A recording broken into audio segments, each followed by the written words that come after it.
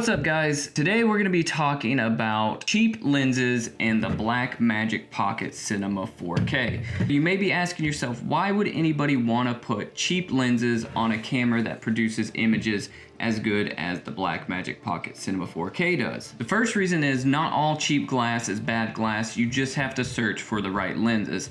And I'm going to show you in this video a couple lenses that will give you great images and not break the bank. We gotta go back into history. A lot of times vintage glass is what you're going to be after when you're looking for cheap lenses.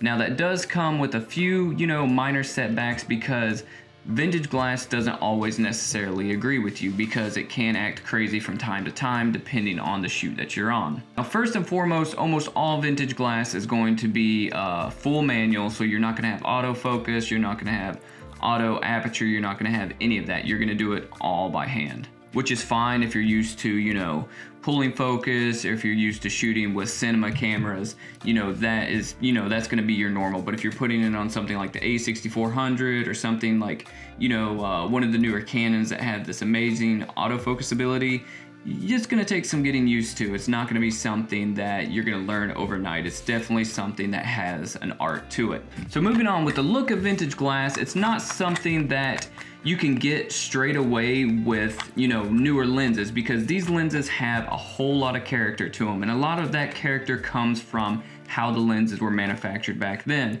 because a lot of the coating on these older lenses, or the lack of coating on the glass element itself, allowed more UV rays to actually enter the lens. And what would happen is it would not only enter the lens and provide light to the camera, but it would actually bounce around on the inside of the barrel of the lens and end up, Xing the lens as well.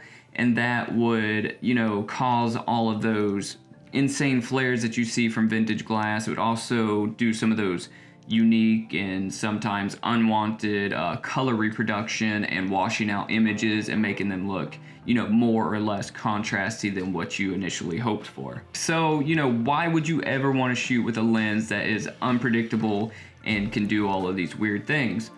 Well, a lot of new cameras produce amazingly sharp images, because they're shooting 4K, 6K, 8K, and when you combine that with a, higher end glass or new glass, a lot of times those images are so tack sharp that you end up having to dial that back a little bit in post. And as well as I do that everybody is trying to reproduce the film look. You're throwing on film presets or film looks in the edit, or you are, getting a Tiffin black Pro-Mist filter and screwing on the front of your lens just to soften it a bit. So the easiest way to do it is just to get it in camera. So if you want that soft film look, then shoot with an old vintage lens, particularly one that was used back in the heyday of film. So a lot of these vintage lenses I have today are from the 80s. Well, two of them are from the 80s. And, they're really going to give you that soft, creamy look that you're looking for when it comes to trying to get that film style. So first up, a vintage lens that has become largely popular as of late is this one here. So this is the Russian Helios 44-2 f2.0 lens.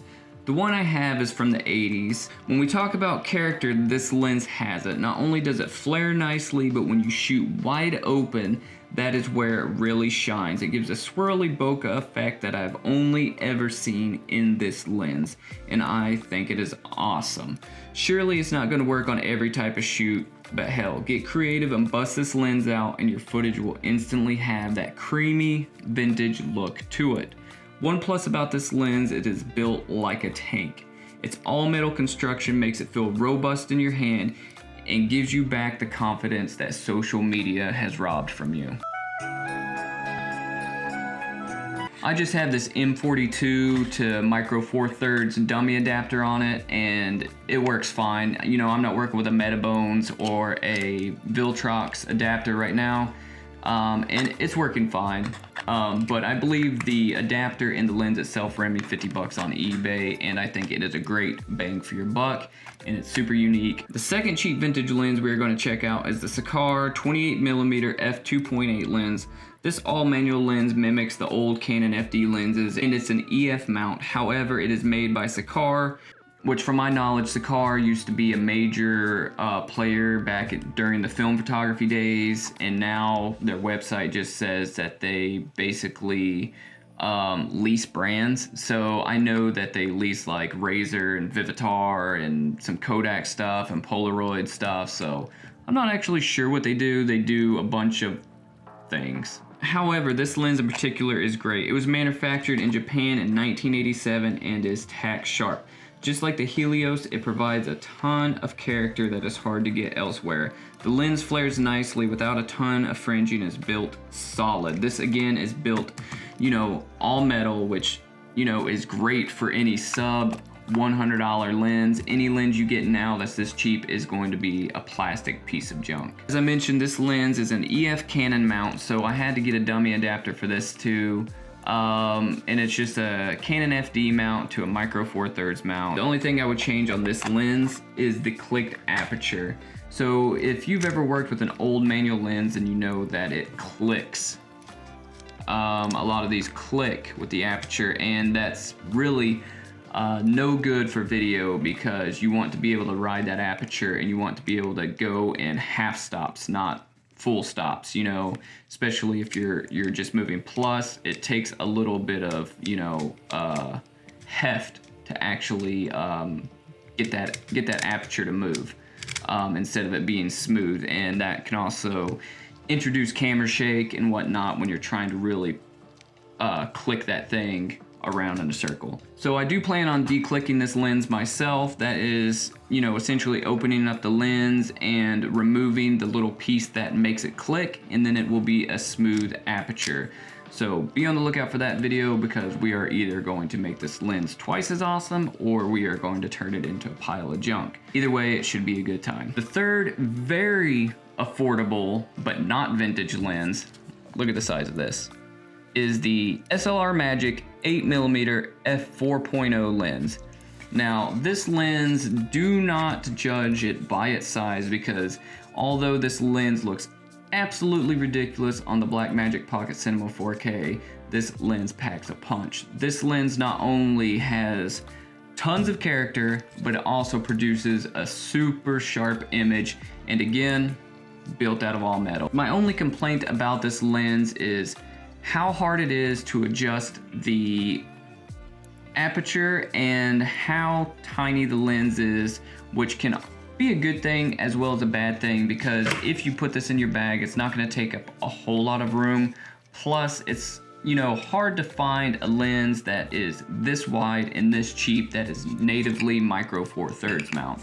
So I mean, something that is this small, that gets you this wide of an image, which is effectively just a 16mm on the Blackmagic Pocket Cinema 4K camera is great. This lens right here is great for gimbal work or Steadicam work, or however you're getting those super smooth shots or anything that's landscape. This lens will get you there. Now, I'm not living on cloud 9 and I'm not a noob. I do know that you're gonna want a lot of newer cinema glass, high-end glass, and modern lenses in your kit. You're not always gonna want to use these old school vintage lenses, or even these super affordable SLR Magic 8mm type lenses. You're gonna want a lot of these newer lenses for higher end paid work, when your client really wants those tack sharp images, or when you really need those automatic functions on your lens, like all the automatic controls like autofocus, even though on this camera you're not really gonna worry about autofocus, aperture controls and stuff like that, especially when you're doing run and gun documentary filmmaking and stuff like that. You're gonna want more modern lenses, but these are good to have in your kit to break out and really add some punch every now and again. And they're affordable. There's no reason to not have these in your kit. And for certain projects, these type of lenses, they really shine. And I definitely recommend you picking some up. It costs you literally next to nothing, and it expands your glass lineup. And not only will you have unique looking images, you will be the envy of all your friends, especially if your friends are old or from the 80s. Excellent! So last but not least, I want to give a shout out to the filmmaker, YouTuber, Creative North. He turned me on to 2 of these lenses. the Helios 44-2 and the Canon FD 28mm, or in our case, the Sakar 28mm. The dude is super rad. He's very talented. You know, he's an actual filmmaker, and I guess YouTuber second, and he just gives massive amounts of knowledge to the YouTube community. He's out there making documentaries, and definitely big shout out to him for helping me figure out what kind of lenses to pick up through his videos. So definitely check out his video. There's going to be a link below, and go say hey. And with that, guys, just remember, as always, just go shoot, and I'll catch you on the next one.